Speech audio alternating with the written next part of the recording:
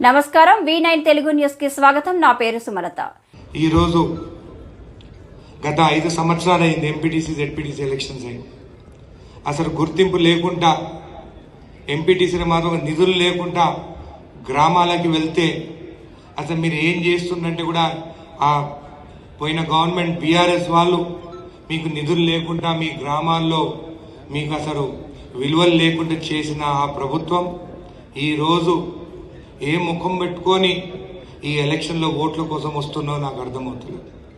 ఆఖరికి కేటీఆర్ కూడా గోవాకు పోయాడు. ఎప్పుడైనా ఎంపీటీసీలను దగ్గర రానిచ్చిందా? ఎప్పుడైనా కౌన్సిలర్ని పిలుచుకొని మీ సమస్యల గురించి తెలుసుకున్నా? ఈరోజు మా సీఎం, మన సీఎం రేవంత్ రెడ్డి గారు ఎమ్మెల్యేలు కానీ ప్రజలు కానీ ఇంటికి వెళ్తే వాళ్ళని కలిసి సమస్యలు తెలుసుకున్న ప్రజల పాలన, ప్రజల ప్రభుత్వం మన కాంగ్రెస్ ప్రభుత్వం. మన క్యాండిడేట్ జీవన్ రెడ్డి గారు మా జడ్చర్ల నియోజకవర్గం వాసి. ఈరోజు ఒక పక్కనేమో ఒక క్రిమినల్, ఎటు చూసినా కేసులు, బహుశా ల్యాండ్ భూముల కబ్జాల కోసము, భూదందాల కోసం రాజకీయాలకు వచ్చిండేమో.